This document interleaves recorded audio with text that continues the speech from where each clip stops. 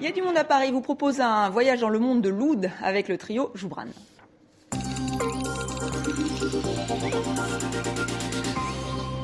Le trio Joubran, c'est une affaire de famille. 3 frères, Samir, Wissam et Adnan, qui perpétuent et renouvellent une tradition familiale. L'oud, c'est un luth oriental. Alors, avec nous sur ce plateau, 2 des 3 frères Joubran, donc Adnan et Wissam. Alors, on salue votre frère aîné.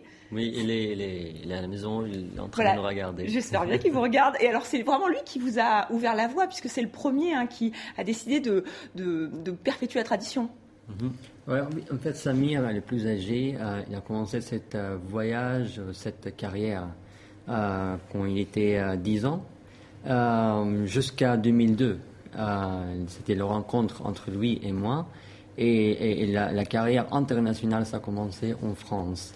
C'est une carrière vraiment familiale, puisque, enfin, dans votre famille, votre père, votre grand-père, tout le monde a joué de l'oud, ou même a fabriqué ces instruments. Aussi, mon père, c'est le 3e génération comme luthier, de fabrication de cet instrument, et je suis le 4e génération pour créer cet instrument. Donc j'ai appris ça avec mon père. Après, j'ai continué d'étudier à l'école de Stradivarius.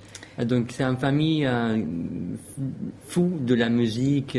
C'est complètement quelque chose très profond.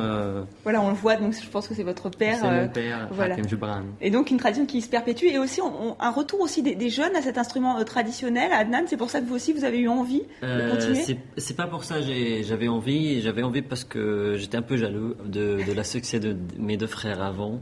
Et en même temps, c'était quelque chose de plus fort que moi. J'ai essayé de faire quelque chose d'autre que la musique, mais à l'âge de 16 ans, c'était le moment où j'ai besoin de quelque chose pour exprimer mes sentiments. Et j'ai pris le oud et j'ai senti plus à l'aise de parler avec la musique. Donc voilà, le duo est devenu trio, et c'est vrai que vous dialoguez avec vos instruments. Alors un 5e album, Asfar, et vous ouvrez votre musique au flamenco, mais vous allez expliquer qu'en fait le flamenco et la musique orientale, en fait, effectivement, ça va ensemble. On va écouter donc un extrait de cet album, le 5e album, Asfar.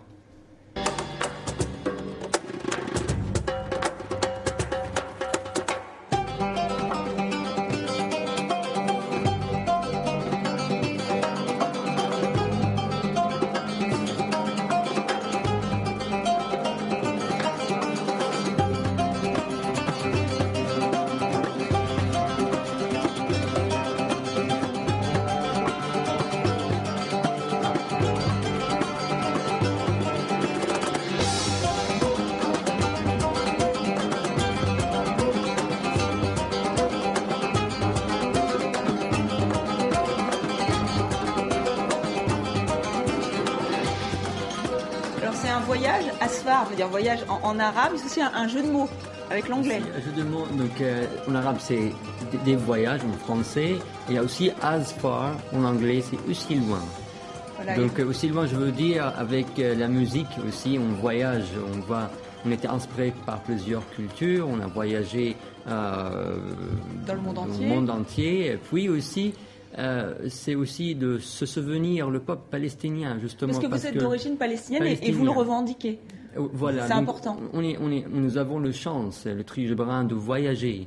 On est, je peux dire, libre d'exprimer aussi. Mais le peuple palestinien aujourd'hui, pas tout le peuple palestinien peut voyager. Donc vous vous sentez vraiment comme des porte-drapeaux, comme des porte-paroles?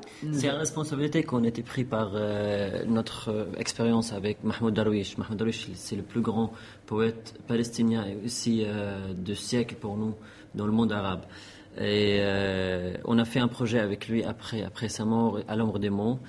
D'ailleurs, il vous avait dit, ne dites pas que vous êtes des musiciens palestiniens, mais des musiciens de la Palestine. Voilà, ça donne l'importance de notre responsabilité de donner cette culture, l'importance de la culture et de Palestine, plus que d'être juste seulement palestinien.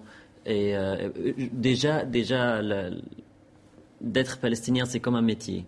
Pour chaque Palestinien, il faut toujours prouver quelque chose. Aussi. On a une responsabilité de prouver, d'exprimer, d'expliquer pour les gens d'où on vient et qu'est-ce qui se passe. Parce qu'il y a beaucoup de genres de médias qui n'est pas vrai. Et d'ailleurs, vous tenez toujours à que votre premier concert ait lieu en Palestine. C'est important. C'est aussi une sorte de test pour vous? Absolument. Le concert en Palestine, chaque projet de Trio Gebran, ça commence en Palestine, avec la famille, avec mon père, avec ma mère. Il y a beaucoup de critiques en Palestine. Et on prend cette énergie de notre peuple palestinien. On prend cette confiance aussi pour continuer et aller loin. Est-ce que vous pensez que les artistes peuvent changer? Parce que là, on sent qu'effectivement, tout est bloqué en Palestine. Là, il y a un mouvement, une révolte dans le monde arabe. Qu'est-ce que vous en attendez, vous? Déjà en Palestine, il y a un mouvement musical, culturel, même des poètes, même des réalisateurs. Des fois, je me permets de dire que malheureusement c'est l'occupation israélienne qui a donné cette envie de prouver quelque chose, cette envie d'être artiste et de parler de la culture, parce que je pense que la culture c'est plus fort que la politique maintenant. Et que ça peut jouer un rôle très important. Un dernier mot peut-être, Wissam? Un dernier mot, je veux dire, comme Adnan l'a dit, la culture aujourd'hui c'est beaucoup plus fort que l'armée. Nous, les Palestiniens, le peuple palestinien, nous n'avons pas l'armée, nous n'avons pas les choses pour tuer. Non, nous avons la culture, nous avons les instruments. Le oud, c'est notre armée. Ça fait vivre. On ne veut pas plus des guerres. On veut justement être libre et avoir la paix. Et avant la paix, c'est aussi d'avoir la justice, justement. Merci Wissam, merci Adnan d'être venu sur ce plateau. Donc vous serez en concert le lundi, demain, au 4 avril, au Théâtre des Champs-Élysées à Paris. Et donc le titre de votre album, Asfar, chez Harmonia Mundi. Merci beaucoup d'être venu sur le plateau de TV5 Monde.